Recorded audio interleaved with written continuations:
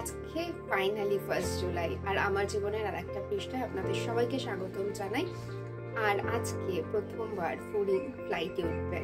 আমাদের ফ্লাইট রয়েছে 2:45-এ, তো 12টার মধ্যে আমাদের এখান থেকে বেরোতেই হবে, মানে চন্দননগর থেকে। তো আপনারা আমাদের সঙ্গে থাকুন, আমাদের নতুন জার্নিতে আপনাদের সবাইকে স্বাগতম এগেইন। আর এবার দেখি কি কি লাগেজ গোছানোর বাকি রয়েছে সেটাকে গুছিয়ে বলি, চলুন। লাগেজ গোছানো হয়ে গেছে। এবার সব থেকে বড় দায়িত্ব ছিল ওরিওকে স্নান করানো, সেটাও হয়ে গেছে। অ্যাকচুয়ালি ওরিও তো আমার শুভঙ্করের দায়িত্ব, তাই ওই দায়িত্বটাকে আমরা ফেলতে পারি না। ওকে এক সপ্তাহ ছেড়ে যাওয়ার দুঃখটা তো আলাদাই, ওকে স্নান করিয়ে চুল আশ্রে যাওয়াটা আমার অন্যতম একটা দায়িত্ব বোধের মধ্যে পড়ে। যেরকম ও ফড়িংও আমার বাচ্চা, সেরকম ও আমার বাচ্চা। হয়তো কথা বলতে পারে না, কিন্তু ওর ফিলিংস সব কটাই রয়েছে। ও জবের থেকে জানতে পেরেছে আমরা বেরোচ্ছি, আমার পিছু ছাড়ছে না। দেখতে পাচ্ছেন লাগেজও প্যাকড হয়ে গেছে, সবই ঠিক আছে, কিন্তু একটা জিনিসে সত্যি সব থেকে বেশি কষ্ট হচ্ছে যে ওরিওকে নিয়ে যেতে পারছি না। আর এই যে ওরিও দাঁড়ান দেখাচ্ছে। এইবারে পালা ছিল আমার এই ছোট্ট অ্যাকোয়ারিয়ামটায়। যদিও মাছ থাকে 4টা, কিন্তু ওদেরও জল পাল্টে যাওয়ানোটা খুব ইম্পর্টেন্ট। ফরিককে রেডি করে দিয়েছি, কারণ সময়টা খুব স্পিডে এগোচ্ছে, আর বেশিক্ষণ টাইম নেই। যাই গিয়ে আমিও রেডি হয়ে নিই। আমি রেডি হয়ে গেছি। কেমন লাগছে বলুন তো আমাকে? আপনারা কখনো জানান না আমাকে কেমন লাগছে, প্লিজ কমেন্ট করে জানান তো কেমন লাগছে।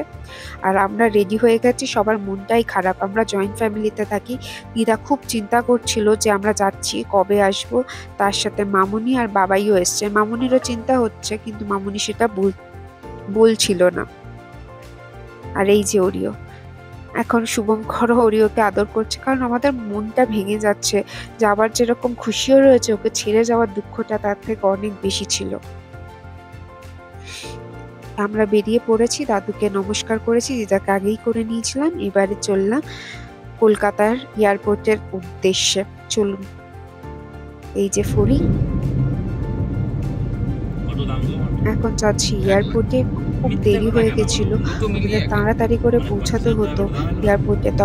এখন বাজে অলমোস্ট 1টা। আমাদের 1:20 1:30-এর মধ্যে চেকিং করতেই হতো।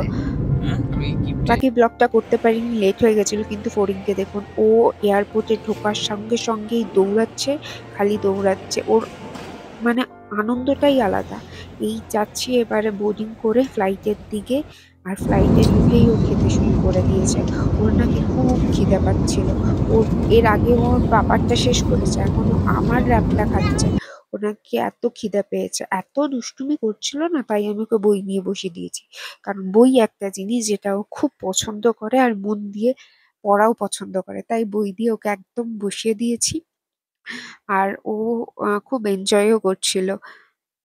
বই পড়তে মনে হয় ফড়িংই মনে হয় প্রথম কোনো একটা বাচ্চা হয়তো পড়তে ভালো বাসে, কিন্তু ওর এই পোয়েম পড়তে তো বেশি পছন্দ।